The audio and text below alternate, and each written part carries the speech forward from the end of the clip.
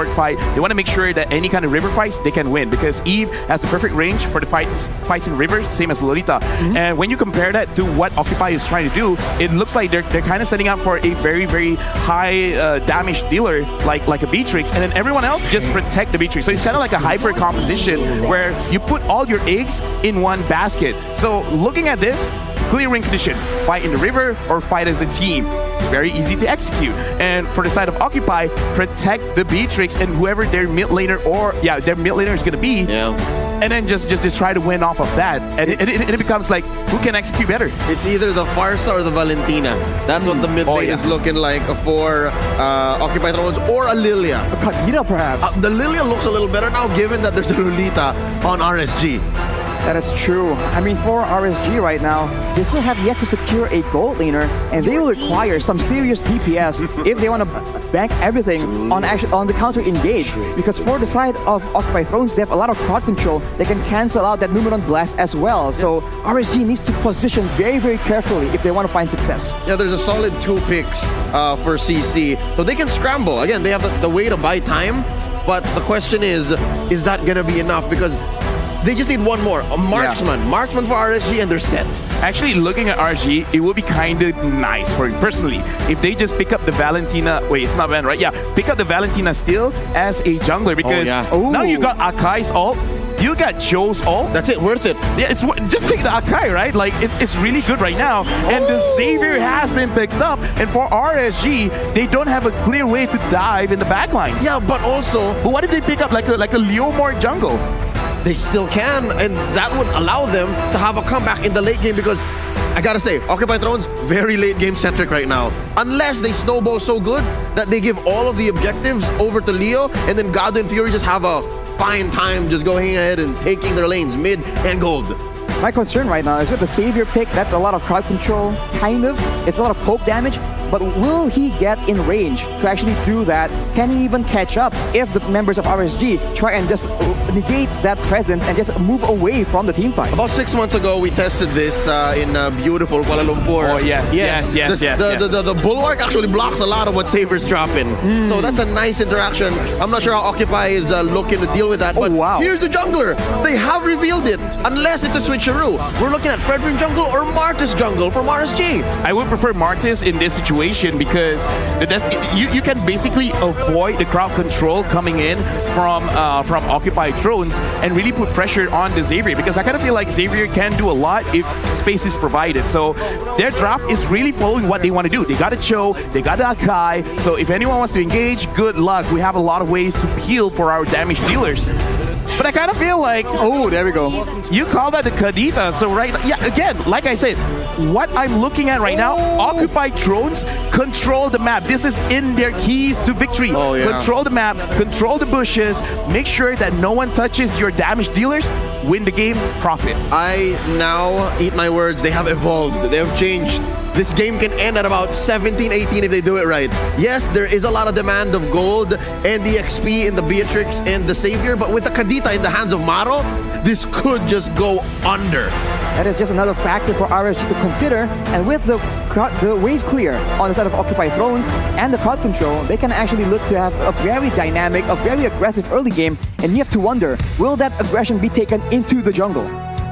Likely so, because again, between the Akai and the Martis, Lafel, I'm not sure if this is what you were referring to, but it's usually still the Akai's call. That ult overrides whatever Martis is doing. Yeah, and right now we're going straight into the first game of the day between RSG and Occupy Thrones. Ladies and gentlemen, keep your eyes on Maro. It's the way that this Kadita will behave that will allow Occupy Thrones to, I don't know, beat their inner demons of becoming a late game team and eventually taking form here at M4.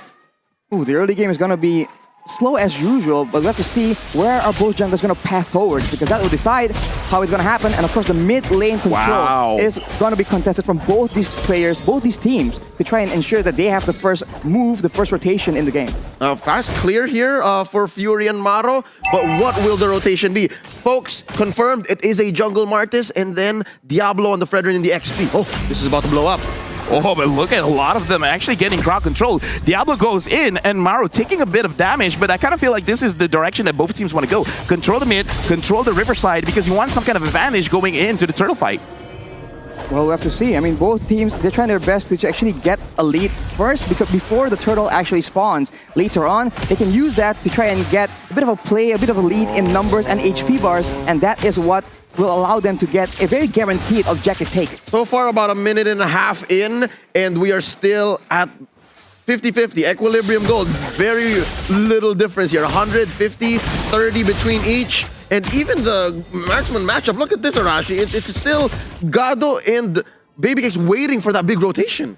Usually you see that the Beatrix has a bit of an edge in the laning phase, but again, it's always a skill matchup. As you can see, Overthrow is going for a big play, but Lolzy is forced to use that flicker defensively. That will mean that it won't be up for the play in the turtle, coming up now in 9 seconds. For me personally, that was super necessary because that was a very, very good catch.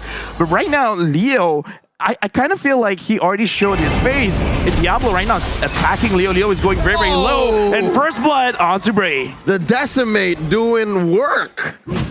That's a lot of damage, and unexpectedly, RSG are the ones aggressing, and now with the members' advantage, their triggers are kind of low, so they're taking it a bit slow, and right now, it just seems like the patience we've been talking about is showing again for RSG. Yep, RSG just knows how this dance goes, and the clapback from Occupy Thrones is Maro doing his best to keep things under control. He's trying to reset or hold back the turtle so that RSG doesn't convert as quick. I wonder if they can still catch up because look, purple for Leo.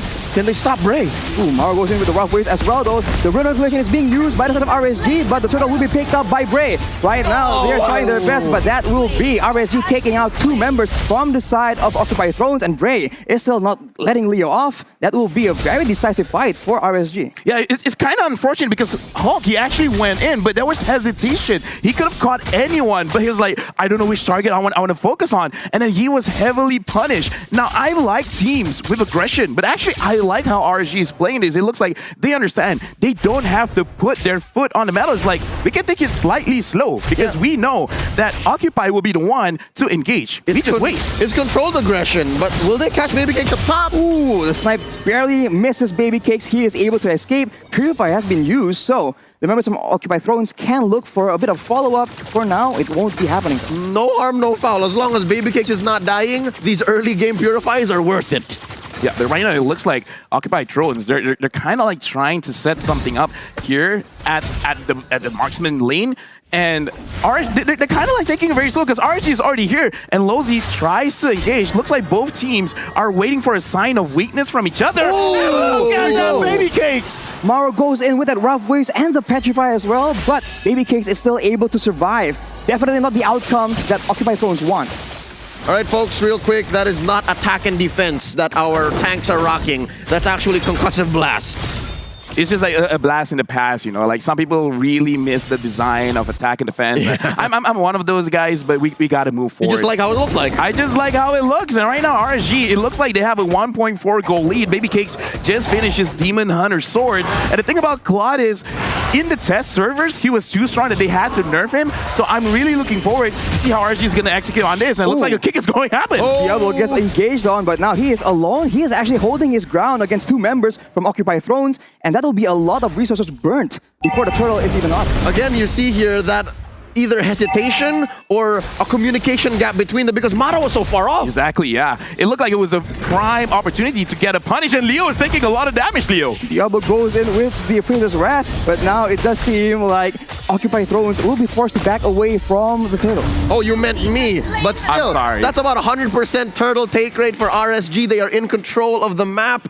And again, Occupy Thrones, they tried in the draft to show us that, hey, we're not that late game team anymore.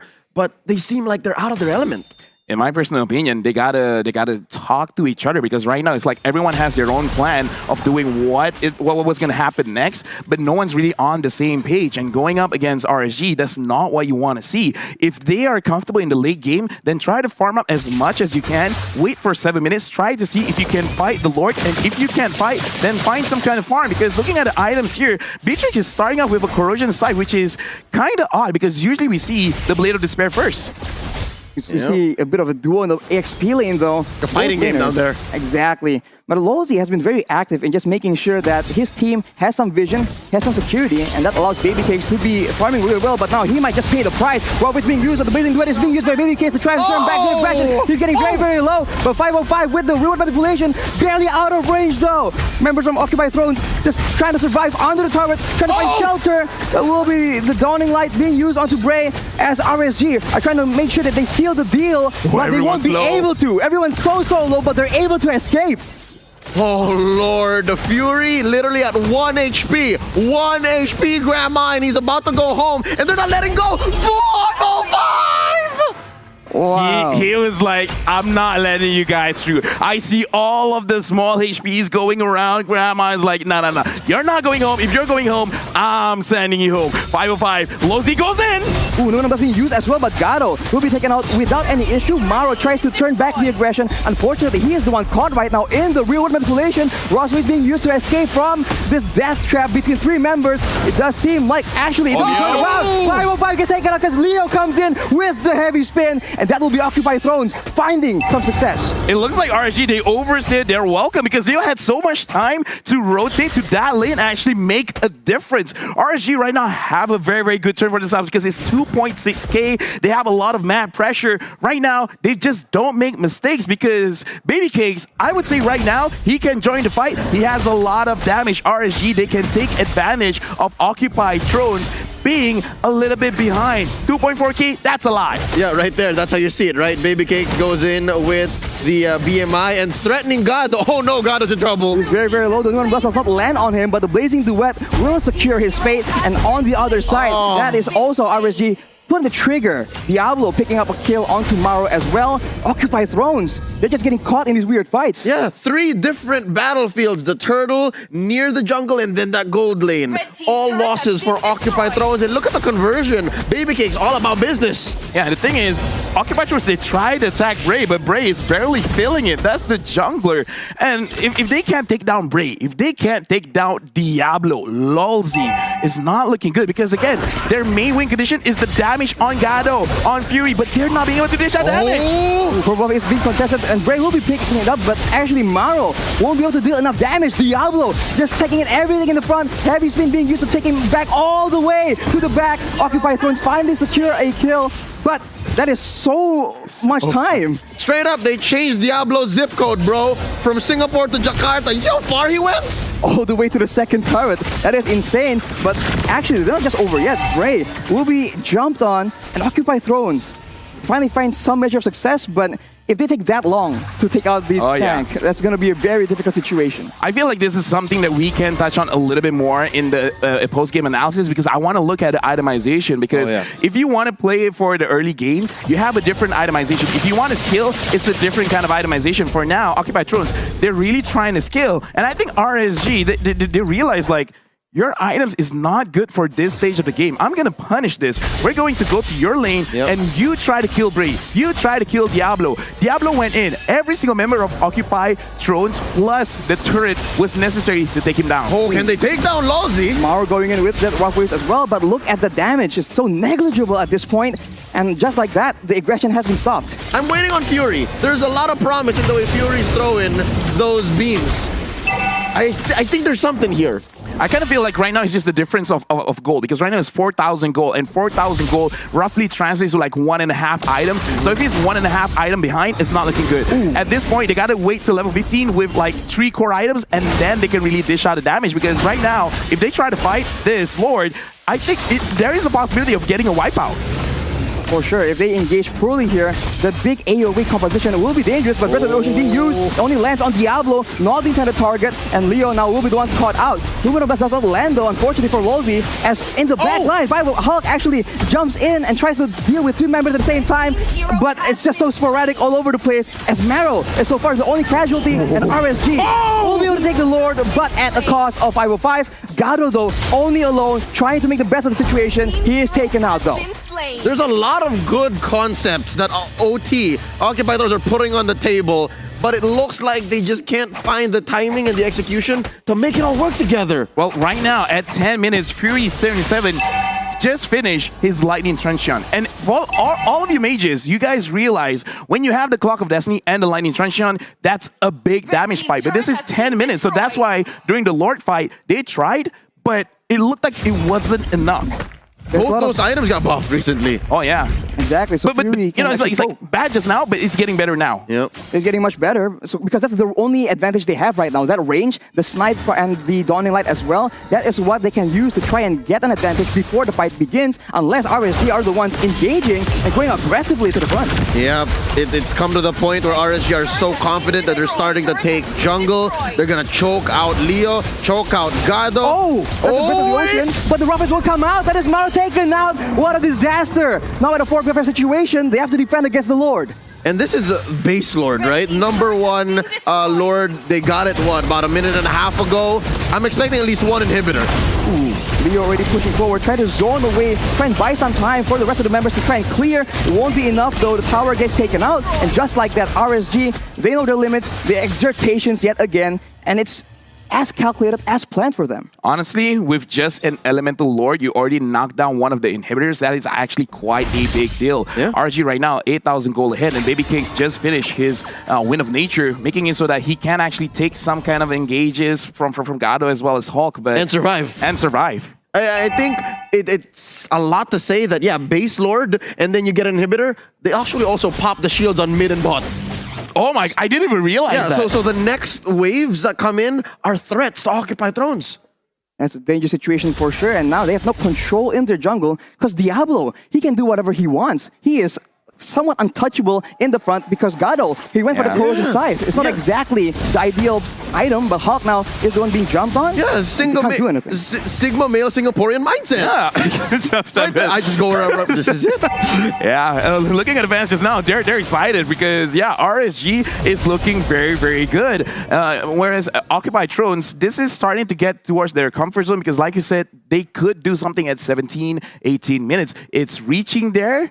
Once it happens, there is a possibility of getting this game back in their own wave. But right now we have to be glass half full kind of people. Because the early game into the mid game, 10 and 4, 8k ahead, are not ideal for this lineup. And you think about it, Occupy Thrones have a Kadita as well, and if the Kadita isn't doing well, that threat is just so far diminished. No one from RSG is that scared of this Kadita pickup potential. Yeah, in simple terms, the CC isn't matching the amount of damage that's being dealt. So they have to reconcile that. So right now, RSG, with a very, very good advantage, they really should force out this Lord. If Occupy wants to fight for it, great, amazing. Because especially with the Wind of Nature, he could just go in, try to catch Gado as well as Fury 77, because once they're gone, they legit don't have to care. They can force it out. And it looks like Occupy Thrones, they understand this. They let this go, and only Gado is down in the bottom side of the map trying to get any kind of farm that he can. That was their first turret, by the way. That's the first for everything, you know, so that's, yeah, meaningful, yeah. It's a 14-minute turret, so Occupy Thrones not having a good time, and RSG, they are not showing any chances of allowing them an easier game, but Ray here goes for a bit of a play. Unfortunately, Hulk is just denied at every single turn. All right, Lafell, you were looking for the items. Yeah, I'm looking at the items, and I want to talk a lot about Beatrix after the game, because even though the new patch has happened, Corrosion Scythe, big buff, Golden Staff, big buff as well, but Beatrix base, the way that she works is basically every single attack, any weapon scales with her total physical attack. Yep. And unfortunately, the build she builds right now doesn't have a lot of physical attacks, so the damage is less. Oh! Leo in the front alone with the heavy spin, actually able to escape, but look at there. Baby Case going in the back line, zoning everyone away from the Lord, from the turrets as well. Just like that, with one single ultimate, Occupy Thrones are pushed back away, but RSG are not done just yet. But the Way of the Dragon is being used. That might be the first pickoff. That is a shutdown picked up by Maro. Golden Staff picked up by Gado in the midst of that fight. All right, you know what? Glass half full moment. Yeah. That was a good defense by Occupy Thrones. They baited out those ults from RSG. Hey, sometimes we gotta trust our own instincts, man. Like, it could happen because, again, World Championship right now, because now Occupy Thrones, they're starting to scale up. Although, I gotta be critical in saying it was more of RSG kind of overcommitting. Correct. Rather than Occupy Thrones really catching their mistakes. Yeah, are they looking for a conceal play? What is this? Ooh, Hulk just comes in and says hi to Losey here. Hi. Oh, Baby Case interrupts it. The stun is being used as well. Hulk gets chunked very low. RSG with no pleasantries in the Land of Dawn. Lolzy said hi, and Baby K's like high five. To your face. To your face. With guns. With a chair. And my friend Dexter. Well, that was a shutdown picked up by Occupy Thrones earlier, so this might be just the breath of fresh air they need to try and mount a comeback. It helps Fury and Gado catch up. I guess that's what explains them for being in at least the upper half of the player gold stats. Yeah, right now, like a lot of things that I'm watching here, like just now, Gado is like number 5 in terms of the amount of gold that he is able to collect, which is not what you want to see from your gold laner. You want to see at least like top 3, right? Yeah. And then look at this. Even the damage dealt, Fury's doing good. Fury's doing good. So now he's scaling up. Now it's looking like, okay, there's hope. There is hope. The hope of mana. That's Fury. Oh, but Bray, though, no hope available. 1v4 in the jungle of Occupy Thrones. And now, RSG try and trade back. Leo, though, is still alive. And the Breath of the Ocean being used. 2 people getting knocked up. But now it's just sporadic. Diablo is still alive in the front lane. 505 with the Road Manipulation, trying to just trade back that damage. And Gado will fall as a result. Baby Cakes chasing something else. But that is a 1-for-1 after such a long turn. That is a jungle for the gold lane, though. Okay, so RSG, now they got to slow down because they've made some mistakes there. Baby Cakes, honestly, was playing very, very well. He kited a lot of the damage coming in from Occupy, but Break coming in alone, like, maybe that's not the best idea you want to do, especially in the late game, because you got to put into consideration that once you get to the late game, it takes more time for you to respond back into the Land of Dawn. Looking at the replay right here, I want everyone to look where Baby Cakes, he tried to dish out the damage with his ult, but instantly got knocked up. Hulk, in my opinion, he shouldn't be that far ahead alone, because even if he does get in range, he's able to get the way of the dragon. It doesn't put them in a position where they can really take anything. They're going again. They're still going, and Maro now is the one trying to initiate the play Breath of the Ocean, but the rough waves won't be enough. Wolsey is still very alive, 1 HP, and Leo will be the victim, and Occupy Thrones, they lose 1 for nothing.